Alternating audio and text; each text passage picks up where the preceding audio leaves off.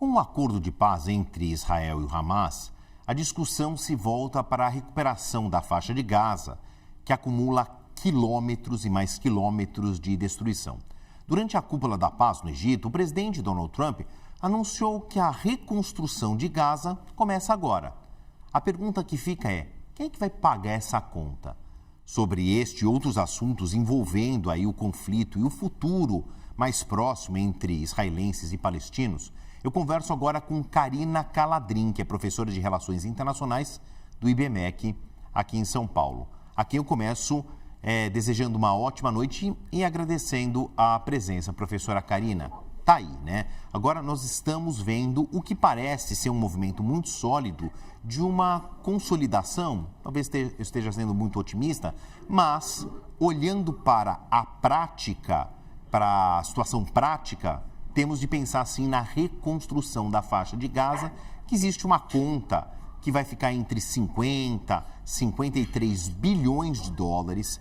Na melhor das hipóteses, leve 10 anos, mas a ONU assinalou que pelo menos 20 bilhões de dólares tem que chegar amanhã para uma reconstrução básica da infraestrutura dos mínimos colchões sociais.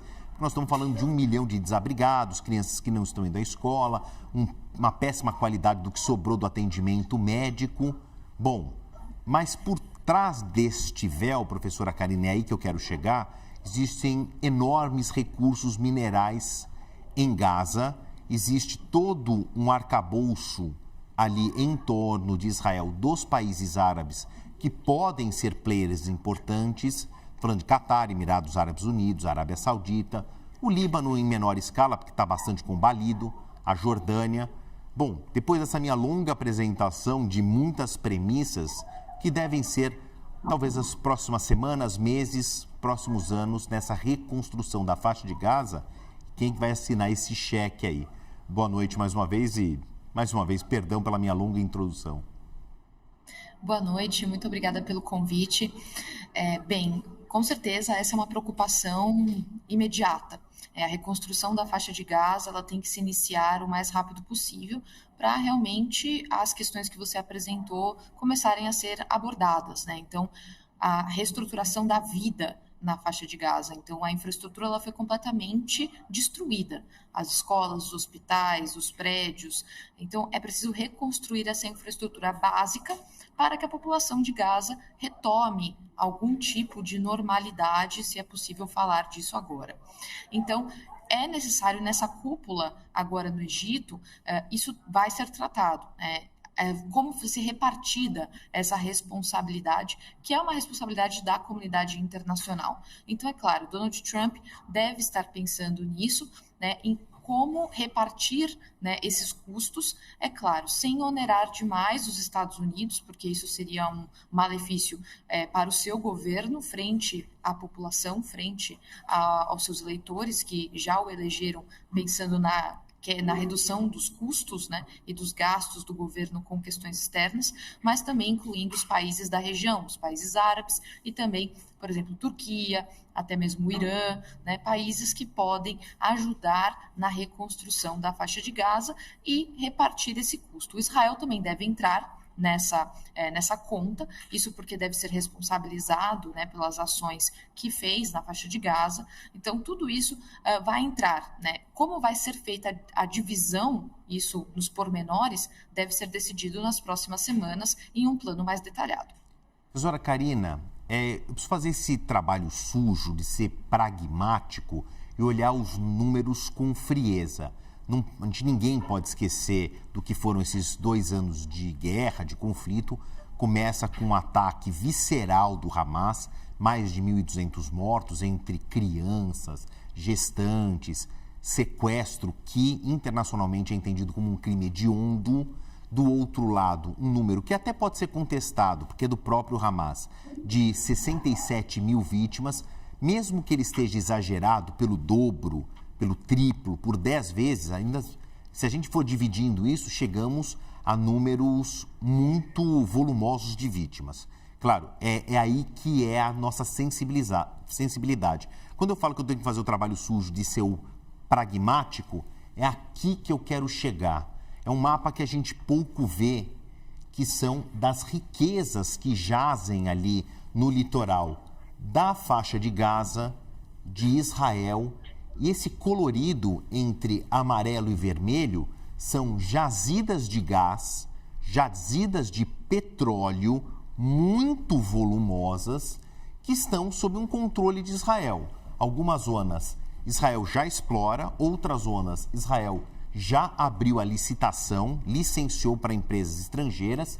Aí fica uma dúvida, né?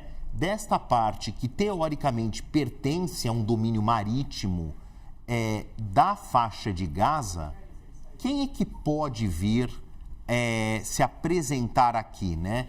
E lembrando que estes recursos estão submarinos, é preciso de tecnologia e expertise para extrair. A gente tem mais para cá, que não aparece no mapa, Arábia Saudita, Emirados Árabes Unidos, que são petroestados, têm uma enorme expertise nessa extração e tem até uma conta meio superficial da UNCTAD, que é uma das agências da ONU para Trade and Development, né, para comércio e desenvolvimento, que calcula que só esse L aqui em laranja, chamado Marine Gaza 1 and 2, né, as jazidas 1 e 2, tem aí 500 bilhões de dólares em recursos. Quando a gente olha, então, para os números financeiros, matemáticos, por isso que eu estou falando desse meu pragmatismo duro e cru, quem é que pode ser envolvido aqui para pagar essa conta? Se a conta é de 50 bilhões de reconstrução, eles têm 500 bilhões de recursos, mas alguém vai ter que entrar aí para cavar isso aqui. Não vão ser os palestinos que não têm recursos. Isso vai mexer com economia, com geopolítica. Agora eu devolvo a palavra para a senhora. Eu esquentei a batata, agora a senhora descasca. Claro.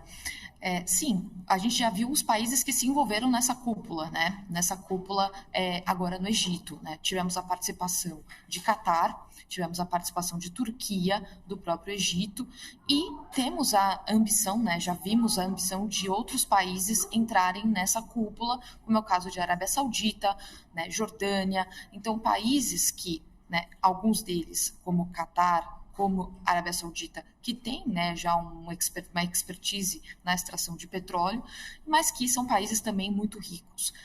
Esse vai ser um trabalho, como eu já disse, da comunidade internacional, ele tem que ser compartilhado. Então, sim, essa extração do petróleo, essa extração dos recursos naturais pode passar pela expertise desses países, né? E por e pela anuência, claro, das potências, né? Há um interesse ali no Oriente Médio das três grandes potências que temos hoje, tanto China, quanto Rússia, quanto Estados Unidos. Então, esse papel, inclusive, que Donald Trump tem desempenhado na região é também para afastar um pouco Rússia e China desse lugar, né? Então, é para colocar os Estados Unidos no seu influência, impedindo, por outro lado, que China e Rússia ocupem esse lugar, né? Uma vez que não existe vácuo de poder. Então, há um interesse geopolítico, não só regional, mas também das potências extra-regionais, né? Não só ali na região de Gaza, mas no Oriente Médio como um todo. Professora Karina, vou voltar aqui para o mapa e para uma segunda página em que eu trouxe os números, que eles não são meus, né? Eles estão baseados aqui num relatório da UNCTAD, que é inclusive de 2019, talvez com uma tecnologia um pouquinho mais apurada, esses números tenham ficado um pouco mais robustos. Mas são 122 trilhões de metros cúbicos de gás natural, 1,7 bilhão de barris de petróleo, e aí que chega na conta, que é um número que circula internacionalmente desde 2019, de 524 bilhões de dólares, só essa parte aqui que eu estava mostrando, as chamadas Gaza Marine 1 e 2.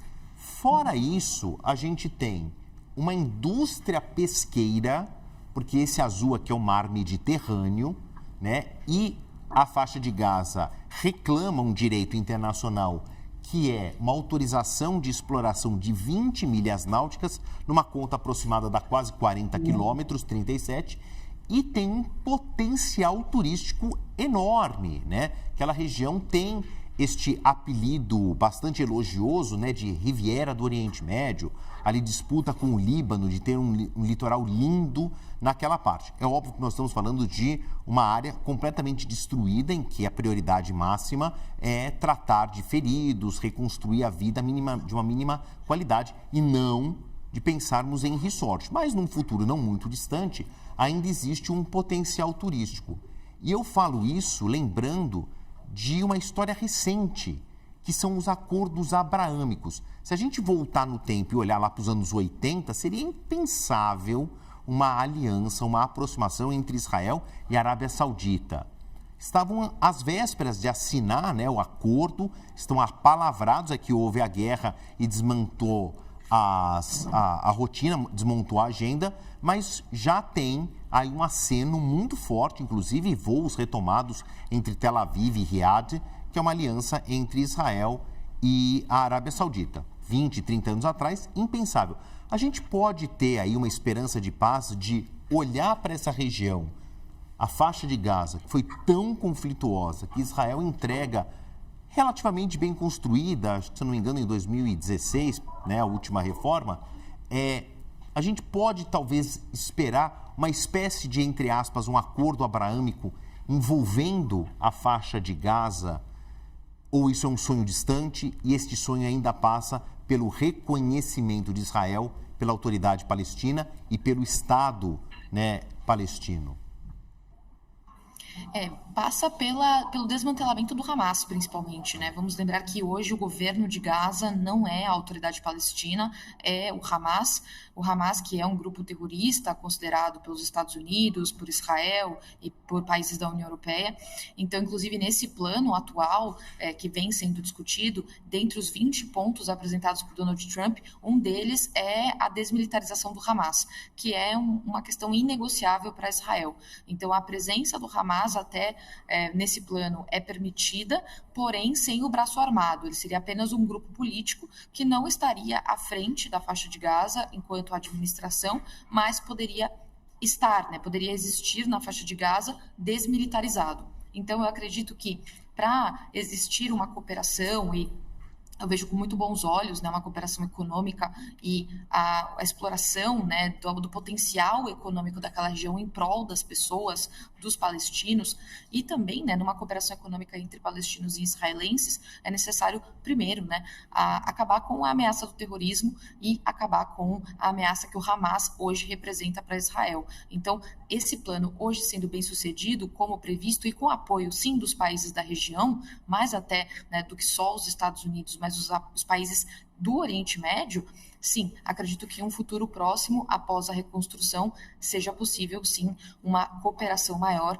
e, como você bem apontou, essa exploração de um potencial enorme econômico que a região tem.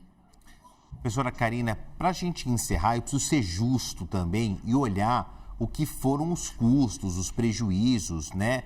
Aquele freio de mão puxado numa economia muito saudável, que é a de Israel, né? Uma conta que a guerra tenha custado para Israel 400 bilhões de dólares, não só no custo efetivo das Forças Armadas, né, do IDF, né, as Forças de Defesa de Israel, mas o quanto deixou de ser investido, o quanto deixou de ser produzido, muito por conta dos trabalhadores terem sido convocados como reservistas e terem atendido ao exército, né? Existe uma estimativa aqui, talvez, de recessão em 2025, olhando o quanto o PIB de Israel foi diminuindo o seu ritmo de crescimento. Claro que a situação, o saldo é completamente diferente de um ou do outro lado do muro. Mas Israel agora tem um potencial de recuperar, de voltar a esses números? Aparentemente em 2025 não, porque a gente já está, obviamente, no último trimestre. Mas para 2026, existe uma capacidade de uma volta de confiança na economia israelense? Sim, ela é muito importante, inclusive, porque Israel perdeu o grau de investimento ao longo desses 2 anos, então perdeu investidores, perdeu muito, né, da sua capacidade, empresas saíram de Israel, Israel que sempre foi conhecida como a Startup Nation, perdeu, né, startups, perdeu empresas de tecnologia que saíram do território israelense porque não conseguiam, né, investimento, não conseguiam aporte por estarem em um ambiente de guerra. Então é esperado que a partir do ano que vem, tendo esse acordo de paz concretizado e sendo bem sucedido, longevo, o foco, né, nessa retomada econômica aconteça. E com isso as empresas possam retornar a Israel, as que saíram, é claro, e novas empresas possam ser criadas, sempre com esse estímulo que sempre existiu na política econômica israelense, que é um estímulo ao empreendedorismo, o estímulo a empresas de alta tecnologia. Isso sempre, né, foi um mote da política econômica israelense e precisa ser retomado. A guerra ela causou uma catástrofe econômica, não só, né, para os palestinos, mas também para os israelenses. Né? Toda a guerra ela tem um custo muito grande financeiro e não foi diferente nesta guerra atual. Queria agradecer a conversa que eu tive com a professora Karina Caladrin, meus agradecimentos e elogios públicos aqui, professora de Relações Internacionais do IBMEC, em São Paulo. Professora Karina, eu também estudei Relações Internacionais com ênfase em negociações de paz. Espero, né, que possamos juntos ver aqui uma resolução muito mais pacífica, harmônica e que os dois lados agora possam prosperar. Tem as nossas torcidas. Obrigado mais uma vez. Até uma próxima oportunidade.